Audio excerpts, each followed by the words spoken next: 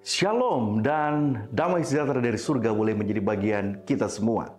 Kembali dalam program Jejak Sabda, menelusuri kebenaran firman Tuhan sejak semula. Ini juga adalah bagian bagi kita, kesempatan bagi kita untuk merenungkan firman Tuhan sebagai bagian untuk kita membuka ataupun masuk pada hari Sabat. Sebelum saya lanjut untuk membawa renungan pada saat ini, mari kembali kita berdoa meminta kekuatan dari Tuhan. Bapa di surga, kami datang kembali kepadamu. Kami sangat membutuhkan kuasa Roh Kudus, kuasa Allah Roh, untuk memberitahu kami apa yang hendak kami lakukan. Memberi informasi kepada kami apa yang dilakukan oleh si jahat yang telah berhasil mengalahkan sepertiga malaikat yang ada di surga. Kami tidak mau menjadi bahagian dari yang kalah itu. Kami mau menjadi pemenang. Berikan kami informasi apa yang Engkau akan katakan kepada kami. Kami terbuka. Berfirmanlah ya Tuhan, dalam nama Yesus. Amin.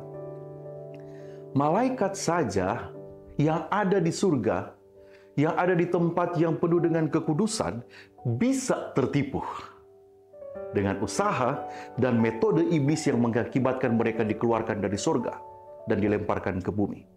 Jadi penting bagi saya dan saudara yang sedang hidup di bagian akhir sejarah dunia ini untuk menyadari bahwa setan terus berusaha untuk menipu kita sehingga kita kehilangan jaminan hidup yang kekal. Kita lanjutkan penelusuran jejak sabda Tuhan setelah kita melihat pendahuluan kenapa penting bagi kita untuk mempelajari. Karena kita hidup di akhir zaman, setan sangat berusaha kuat. Kalau malaikat bisa jatuh, bukan tidak mungkin manusia pun akan jatuh. Maka kita perlu tahu metodenya, apa yang dia lakukan.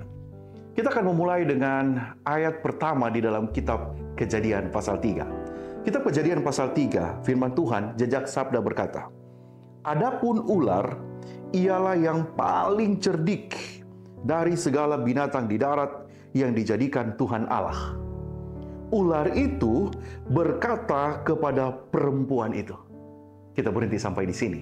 Sampai di ular itu berkata kepada perempuan itu.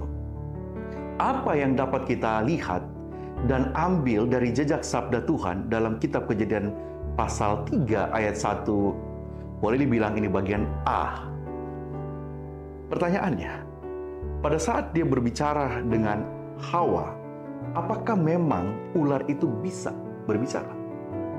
Saya jamin sebagai contoh, misalnya jika Anda pergi ke serpentarium atau tempat di mana ular-ular yang sudah ditangkap, yang sudah dibuat untuk menjadi pajangan, dan melihat ke dalam kandang yang di dalamnya ada anaconda misalnya, lalu anaconda itu mengangkat kepalanya dan berkata, "Good afternoon, selamat siang." Anda pasti akan segera keluar dari sana. Saudara-saudara, ular tidak berbicara.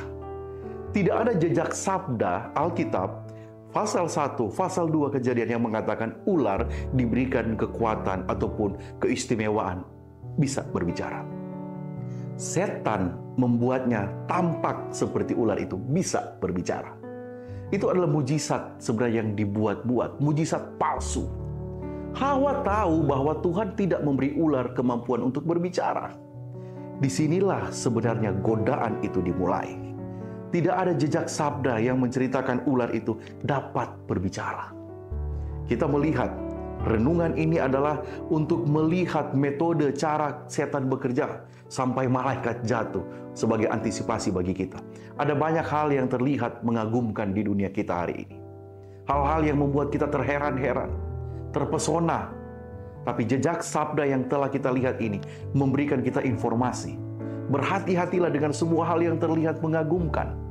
Cara setan memulai godaan dan akhirnya berhasil menjatuhkan manusia pertama adalah dengan memberikan suatu tanda heran atau mujizat palsu. Dalam jejak sabda Tuhan, kita tidak menemukan bahwa ular itu diberikan kemampuan berbicara oleh Tuhan. Dan Hawa mengetahui hal itu. Ularlah yang melambangkan godaan atau setan. Dia yang menanamkan sesuatu hal yang mengagumkan, sesuatu hal yang kelihatannya wah, tapi itu bisa menjerumuskan kita, manusia, ke dalam dosa.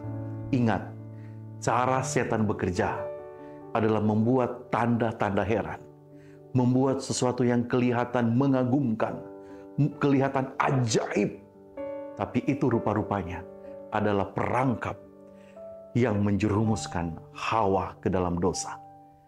Berhati-hatilah dengan hal-hal yang mengagumkan di dunia ini, karena bisa jadi itu adalah jerat setan untuk memangsa kita. Mari kita berdoa.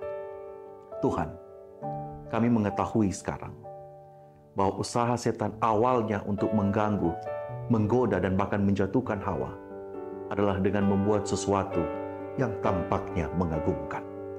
Engkau tidak memberikan catatan ataupun jejak sabda bahwa ular diberikan kesempatan ataupun keistimewaan untuk berbicara. Tetapi inilah yang terjadi. Bantu kami Tuhan untuk membentengi diri kami, untuk tidak terbuai dengan hal-hal yang mengagumkan di dunia ini, karena itu bisa menjadi jeratan setan. Bantu kami Tuhan dengan kuasa dari Tuhan. Di dalam nama Yesus kami berdoa. Amin.